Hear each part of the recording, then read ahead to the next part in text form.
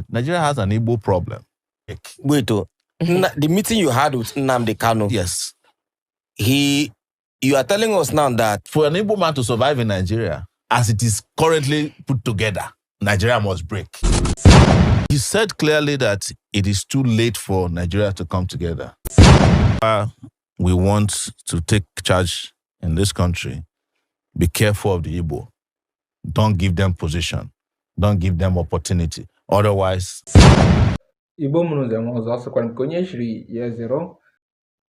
There is this video that I would love to show you guys because it's very interesting.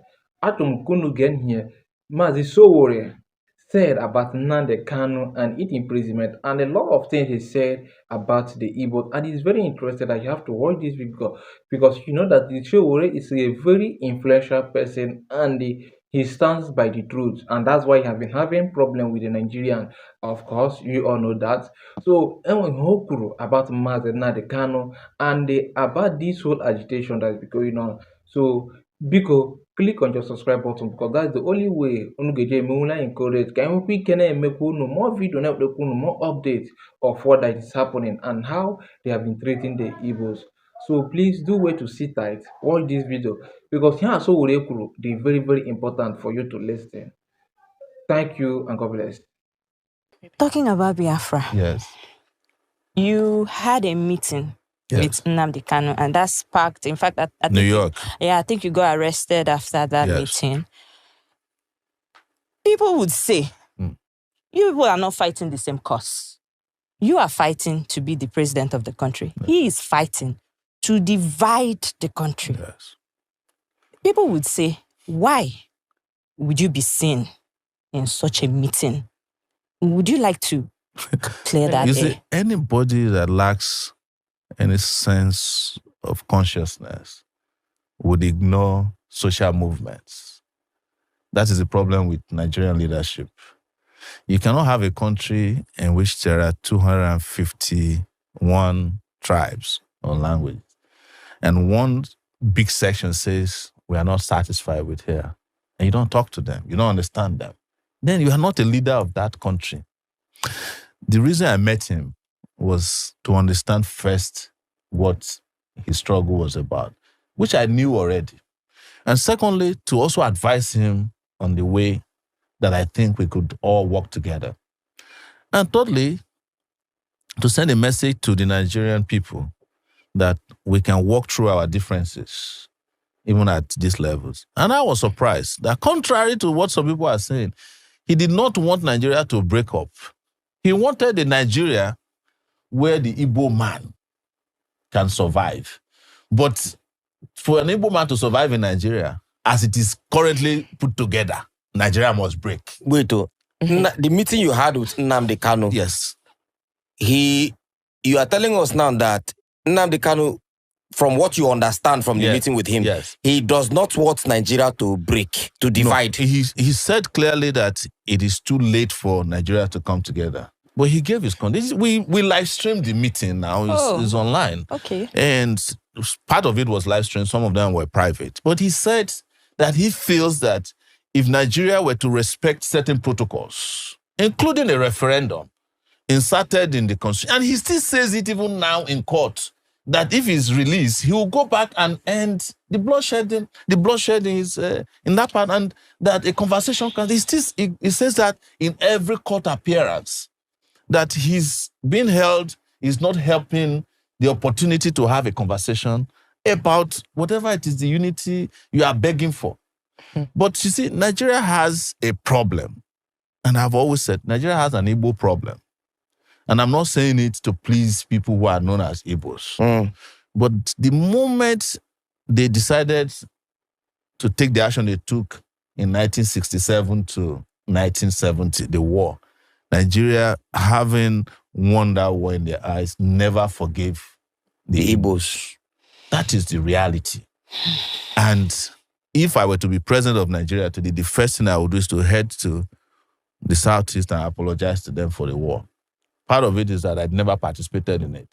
And I cannot continue to fight a war that I did not engage in. And then ask them, what do we want? So are you saying that the federal government has till like even before successive governments, yes, they've always had this anger against the Igbos. There is a secret memo, I don't know where it is located, in government, that whenever we want to take charge in this country, be careful of the Igbo. Don't give them position. Don't give them opportunity. Otherwise, they will overrun. It's a well-known fact. Even our parents tell us, Igbo. You understand? Some of them even say unconsciously. They even say it on radio shows in this country. So don't let us lie to ourselves, because except we bring this out openly and discuss, it's a taboo that we have refused to discuss. True. We are not going to solve the problem. It is the reason why the federal government of Nigeria feels that detaining Nnamdi Kanu against all the court orders, against all the court rulings, is the only way to go. You know, I was detained in the DSS place for 5 months. Yes. There is nothing there to detain anybody. The place is not even functioning. The DSS headquarters. Yes, is it the same DSS people who are watching BB Nigeria from morning to night? No, it's true now. I was there with them for 5 months. I've said this publicly. So all the institutions in this country are broken down. But let's get back to the reality. One thing I've told people is that you are looking at Igbos as the only people who want to secede. But who in this country today has not mentally seceded from Nigeria? Mentally seceded. Who has not left? Except those who are trapped. If anybody in this country is working in a bank and he has 10 million naira and somebody say you can get into Canada, he will leave the next day. I swear. Is that not secession? What does secession is? That you leave a country, you say to that country goodbye, and not do it again. You get to the other country, you bow down, you touch the soil. And then you renounce your citizenship of the country you are coming from. Is that not what they call secession? So if you want to look at the number of people that have seceded in that Japa syndrome, there are more than all the Igbos combined together who are asking to leave. And in the process of keeping Nigeria united, we have let go of more citizens than the country should have. Yes. So you think if they had, because I mean, from the last thing you said now, you say in the process of trying to keep Nigeria united, yes, we have let go of more citizens than we should have. Of course. So if we had allowed for the division or secession of Nigeria, most of our citizens that are outside would not have been outside. No, you see, it is not the secession I'm talking about. Okay, what are you talking about? It is what led to the war that we did not address. Okay. And what happened after the war. Why is it that Nigeria hasn't been able to overcome the Biafran problem? It's because Nigeria never addressed what the Biafrans were asking for before the war. What were they asking for? They were asking for to be treated not as second-class citizens in this country. Don't you know what happened, the pogrom in this country, where people were slaughtered and their bodies and their heads placed inside the train going down south? Yes, from the north, from the mid, the different parts of the north. Are we ignoring that? So that happened before the war. Before the war, that's what they call pogrom. History. You know, people who were settled, doing well, they were slaughtering them and sending their bodies and their heads inside calabash and sending on trains that was heading east. Were they Easterners? They were Easterners. Yes, Why are you asking me? It's there in, go and Google it now. So you expect that will happen, and then there was a war that eviscerated 3 million people. Wow. And when the war was over, you just say, oh, nobody was vanquished. Nobody was victorious. And then 3 hours. But you still kept a memo and said, don't trust them. Collect people money, yes, give them 20 pounds. And then you took their properties. So Ojukwu did not get back JAMB until 1992 now, his father's house, that is known as JAMB headquarters here in Ikoyi. It was after he came back from Ivory Coast. It was Babangida, I think, that gave him back their property. So any country that is perpetually carrying out systemic injustice against will lose more citizens than they should have. The reason why countries that are work is because citizens believe in their country. And you cannot force that belief. It has to come through social justice. True. It has to come through economic justice. Why is it that, my children can feel like they're US citizens? Imagine now the kind of gesture, all we full. Yes, why did I say so? All we full will say that he didn't understand the history, or it's only a Fulefu that will say that he didn't understand the content of this video and what Sowore said. But as a Ujana Bena 1 hour, and everybody must not have the same idea and understanding with you. So that's why I'm here to dissect this video into pieces for those that may not understand. Understand? So Sowore is talking about the history of between the Biafra and the Nigeria and what happened between for the agitation. And you see, there's no how you can say there is no victory, no vanquish. Still, you are still having these people in mind and still been marginalizing them since 1963 that this war have already happened.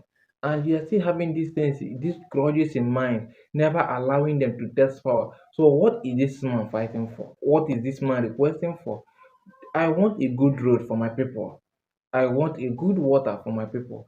I want a good schools for my people. I want a good hospital for my people. Is that enough to ask? Let there be accountability in government.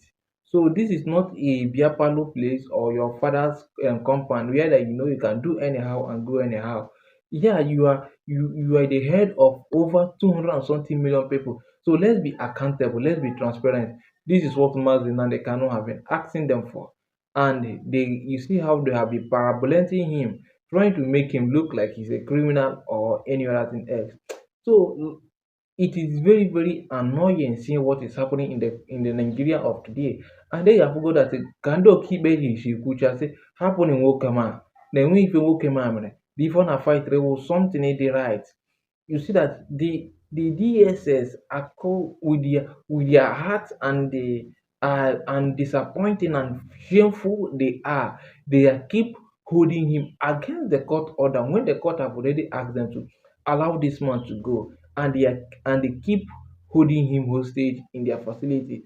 And the court is not even doing anything. That's why you say that when we say that the court is incompetent of doing anything, it seems like you are talking down on the court. But rather, that's the honest truth, because I can't see why the court will give order to a whole DSS and they couldn't, carry out that order. So, Mazina the Kanu now, currently now on Nanga, and if ha na-eme ọ bụrụ ihe ziri ezi and ọ bụrụkwa ihe kwesịrị ime elego n'ife o mere mejọ ha. That's to tell you that the country that we are living today is a country that once you are free, volunteering yourself, to do a better job for your people, you might not even live to see the next day. And that is what happened to Mazi Nnamdi Kanu. And thank God for someone like Sowore who have been speaking out, since he was born, and he have been to prison so many times in different one occasion, and we can see that he have already identified with the Mazina the Kano, even Mamboshi Kenya, Kenya, Vlada, so he have been standing by the Biafran and solidarity just to make sure that Nigeria, come better and they, have a good vision for themselves, so that every citizen in the country will benefit. That's all these people are asking for. But every day they keep blackmailing them, feeling that they are the cause of the problem.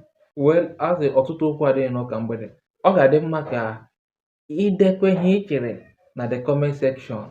Yes, it will be very nice for you to share what you think in the comment section. And echekwala ịgbasara anyị ozi a ka everybody around you, my friends and well wishers, ka enweta dozie. And don't forget also to subscribe to this channel and on your notification bell so that you'll be the first person to get every information we drop. Thank you and God bless.